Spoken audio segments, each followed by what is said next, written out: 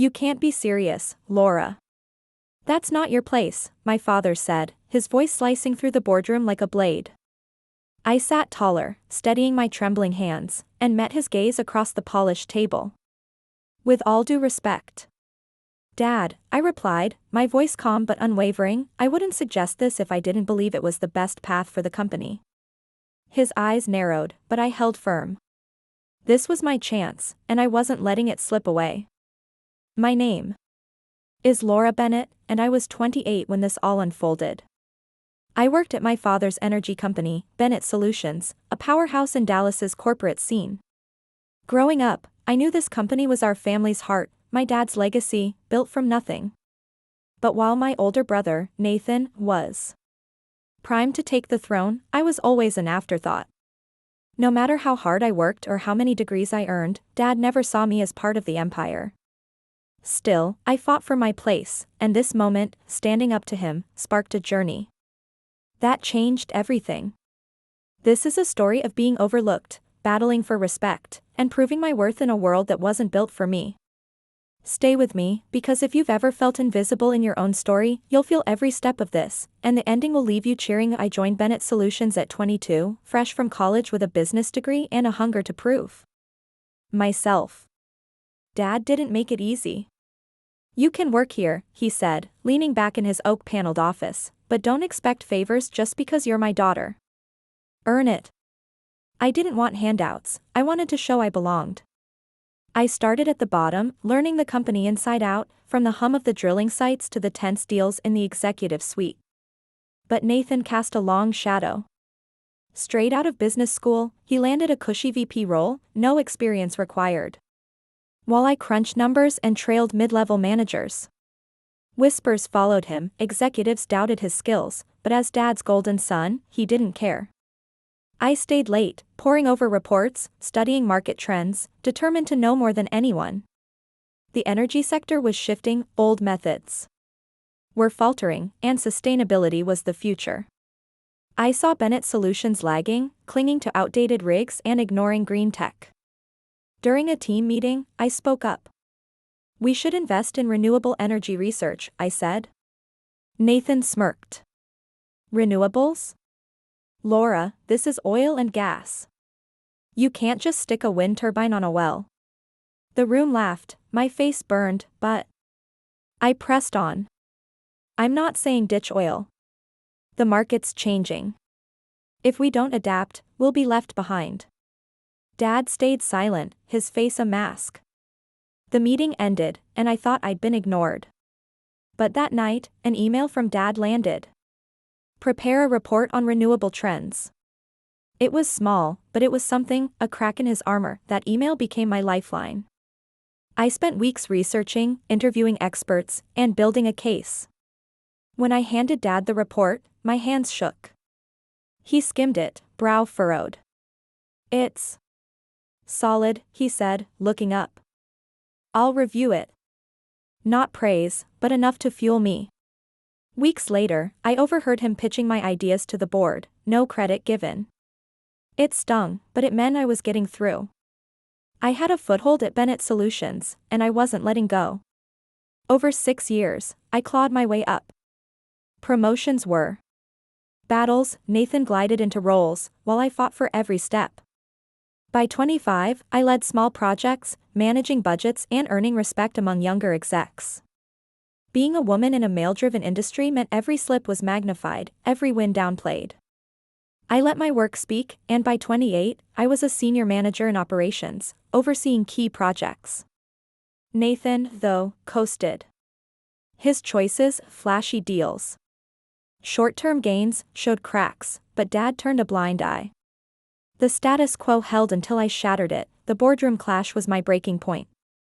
I'd presented a plan to modernize our rigs and invest in renewables, a bold but necessary shift. Nathan exploded. This is absurd, he said, slamming the table. You think your plan trumps mine? I stayed calm. It's not about better, Nathan. It's about what's smart for the company. We can't ignore the future.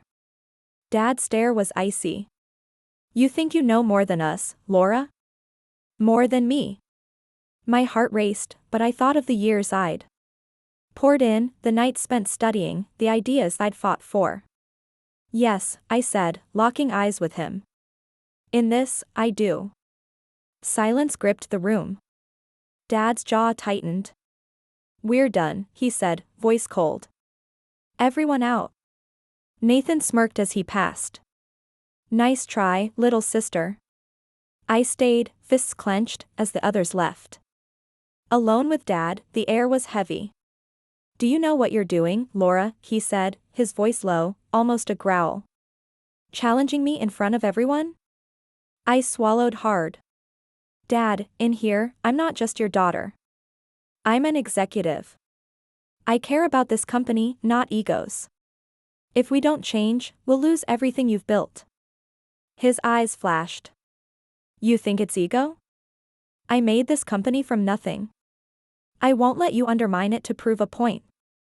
I steadied my voice. I'm not undermining you. I'm trying to save it. He stared, then sighed.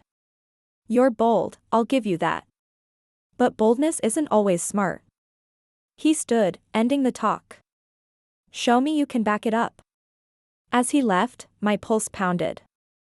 This wasn't just about his approval, it was about proving I belonged. That afternoon, I met with Claire Dawson, a senior VP and one of the few women in leadership. I admired her, a sharp, strategic, thriving in a boys' club. Your plan's gutsy, she said, flipping through my proposal. Upgrading rigs and going green? It's costly but right. I nodded. We're bleeding cash on inefficiencies. Renewables are our future. She leaned back. You're not wrong, Laura, but this place isn't kind to women like us. You can have the best ideas, and they'll dismiss you if they feel threatened.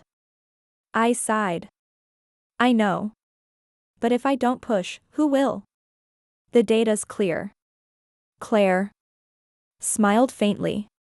You've got fire. Keep at it, but don't waver. Be relentless. Her words stuck. I knew the fight was bigger than me, it was for every employee, every family tied to Bennett Solutions. Weeks became a blur. I refined my plan, weaving in Claire's advice, bracing for resistance. Late nights piled up, coffee cups littering my desk. One evening, a knock interrupted my work. Tom Rivera, a lead engineer, stood there, hesitant. Heard about your proposal, he said. I think you're right. I raised an eyebrow. You do. He nodded. The industry's shifting. I've got green tech ideas, but management never listens. We talked for an hour, emission cuts, efficiency boosts, solar integration. His passion matched mine, and I felt a spark of hope. Why not pitch this to Dad? I asked. He laughed dryly. He doesn't hear guys like me, young, not in the inner circle. But together? They'd notice. I grinned. Let's do it. Tom and I became a team, merging our plans into a bulletproof strategy, financially sound, technically bold. Working with him was a breath of fresh air, his ideas were gold, his energy contagious. Over coffee breaks, we shared stories, his from a working-class family, mine from a gilded cage. You're different, Laura, he said one day. You care about the company, not just the title. I smiled. Thanks, Tom. Couldn't do this without you. Our bond grew, professional but warm, and I caught myself looking forward to our talks to AT home, tension simmered. At a family dinner, Dad fawned over Nathan's latest yacht purchase, ignoring me. Mom tried to pivot. Laura's working on a big proposal, she said. Dad waved it off. Ambitious, but impractical. We know what works.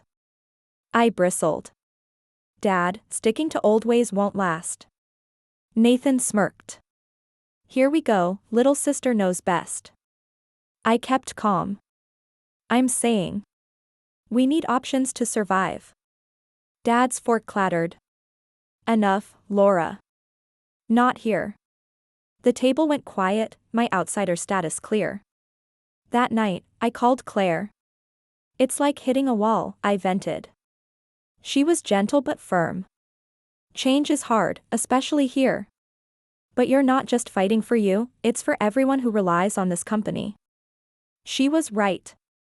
This was bigger than family drama. I booked a board meeting, backed by Claire and Tom.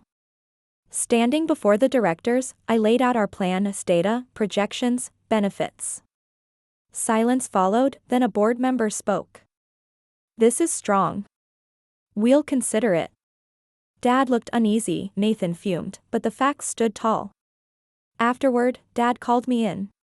You're crossing lines, he said sternly. Someone has to. I replied. I love this company. I want it to thrive. He studied me. You're stubborn. Does that mean you'll back the plan? He hesitated. We'll talk. It wasn't a win, but it was progress. Momentum grew. The board greenlit a pilot to modernize a drilling site, and results shown, costs dropped, efficiency soared. Employees noticed, and some old guard execs softened. One night, Dad caught me in the lobby. The board's impressed, he said. Good work. I blinked, stunned. Thanks, Dad. He paused. Maybe we should work together, not against each other. It was small, but it felt like a bridge. Over drinks with Tom, I shared the moment. Progress, he said, clinking my glass. You're changing things, Laura, for the company, for people like me who felt ignored. I smiled. Couldn't do it without you. He took my hand, eyes warm. To new starts. My heart skipped, hope blooming. Months later, the pilot's success quieted doubters. Nathan's jabs faded, his flaws too clear to ignore. Dad included me more, though his full trust lingered just out of reach. Claire stopped by one day. He's testing you, she said. It's not just results, he needs to know you can carry his legacy. I nodded. How do I prove that? She smiled. Keep leading, not just winning. Show him you're here for the long haul. I took her advice, staying steady, letting my work speak. The turning point came at a quarterly review. An investor grilled our strategy, doubting our readiness for industry shifts. Before I could speak, Dad stepped in. Laura's leading efforts. To tackle that, he said, nodding to me. Her modernization and green initiatives are already paying off. Her vision is our future. The room stilled, eyes on me. For the first time, I saw pride in Dad's gaze, not just for my work, but for me. After, he touched my shoulder. You've earned this, he said softly. The words sank deep, a milestone I'd chased for years. A year later, everything shifted. The board approved a full rollout of our plan, and Bennett Solutions surged, earning praise as a forward-thinking leader. Nathan stepped back, his limits exposed, taking a symbolic role with little sway. Dad stopped shielding him, seeing competence trumped privilege. One evening, he called me to his office. The building was quiet, his face lined with years of leadership. Sit, he said. I did, hands folded. You've proven me wrong, he said simply. Time and again, you've shown you can lead. I stayed quiet, letting him continue. I've decided, at the next board meeting, I'm stepping down as CEO. I'll recommend you to take my place. The words hit like a wave. After years of fighting, it was real, not a favor, but respect. Thank you, I said, voice steady. Despite my racing heart. I won't let you down. He nodded, a rare warmth in his eyes. I know. The board approved the transition. My name on the CEO's door felt surreal, the weight heavy but right. That night, Tom found me in my office, the Dallas skyline glowing. CEO Bennett, he teased. Sounds good. I laughed. Feels unreal. He stepped closer, hand on my shoulder. You earned it, Laura. I met his gaze, resolve firm. This is just the start. Years later, Dad and I built a bond rooted in trust, forged through battles and growth. Tom became my partner, in work and life, sharing a vision for a company that looked forward. Nathan found his own path, giving the company room to thrive. Back when I was a girl on the sidelines, watching Nathan crowned, I thought I'd never belong. But I fought, proved my worth, and reshaped an empire. I wasn't just Robert Bennett's daughter, I was Laura, the leader who earned her place, ready to carry the legacy into a future I'd built.